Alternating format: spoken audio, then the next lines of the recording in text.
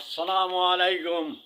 ওয়ালাইকুম আসসালাম। হুজুর আপনারে খুঁজতেছি ও কেন? একটি দোয়ার জন্য। কি দোয়া পড়িলে তাড়াতাড়ি আমরা জান্নাতে প্রবেশ করতে পারবো? ও আচ্ছা আচ্ছা আচ্ছা, এই জন্য এত দৌড় পেরিয়ে এসেছেন। জি হুজুর জি। আচ্ছা আলহামদুলিল্লাহ। ভাই আপনি নামাজ পড়েন তো ইনশাল্লাহ? জি ইনশাআল্লাহ। 5 ওয়াক্ত নামাজ পাঁচ পড়েন? ওয়াক্ত পড়ি ইনশাআল্লাহ। ও আচ্ছা আলহামদুলিল্লাহ। তে সেই দোয়াটা আমি আপনাদেরকে বলি, আপনি শুনেন ইনশাল্লাহ। ইনশাআল্লাহ। রাসূল সাল্লাল্লাহু আলাইহি ওয়াসাল্লামের কাছে গেহিরা একজন সাহাবী বলছে, হে আল্লাহ রাসূল সাল্লাল্লাহু আলাইহি ওয়াসাল্লাম, আমাকে এমন একটি দোয়া শিক্ষা দিন, আমাকে এমন একটি দোয়ার পাতা বলুন যেই দোয়া পড়িলে আমি জান্নাতে প্রবেশ করতে পারবো, সেই দোয়ার আমাকে শিক্ষা দিন। তখন আল্লাহ রাসূল সাল্লাল্লাহু আলাইহি ওয়াসাল্লাম তাকে শিক্ষা দিয়েছে, তুমি পড়ো লা ইলাহা ইল্লাল্লাহ, তাহলেই তুমি জান্নাতে যেতে পারবা। সুবহানাল্লাহ।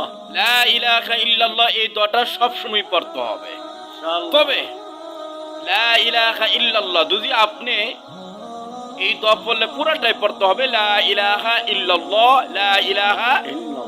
ইল্লাল্লাহ। আর দুই পড়েন লা ইলাহা, আর 1 মিনিট পরে পড়েন ইল্লাল্লাহ ইল্লাল্লাহ, তা হবে না, একসাথে পড়তে হবে লা ইলাহা ইল্লাল্লাহ। ইল্লাল্লাহ। রাসূল সাল্লাল্লাহু আলাইহি ওয়াসাল্লাম বলছেন, আমি আপনাকে একটি জিনিস প্রশ্ন করি, জান্নাতের চাবি কি? জান্নাতের চাবি তো হুজুর জানি নামাজ।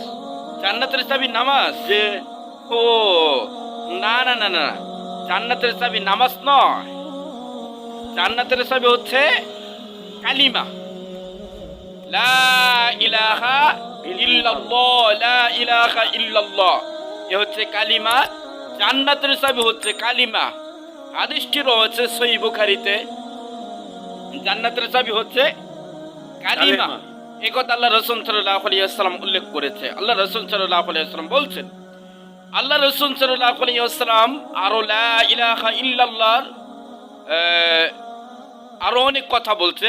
যেমন রাসূল সাল্লাল্লাহু আলাইহি ওয়াসাল্লাম বলছেন, যখন মুমূর্ষ ব্যক্তি, মানুষ মারা যাবে, মানুষের জান যাবে, ওই সময় আপনি ওইখানে বসে আপনি পড়ুন লা ইলাহা ইল্লাল্লাহ, লা ইলাহা ইল্লাল্লাহ।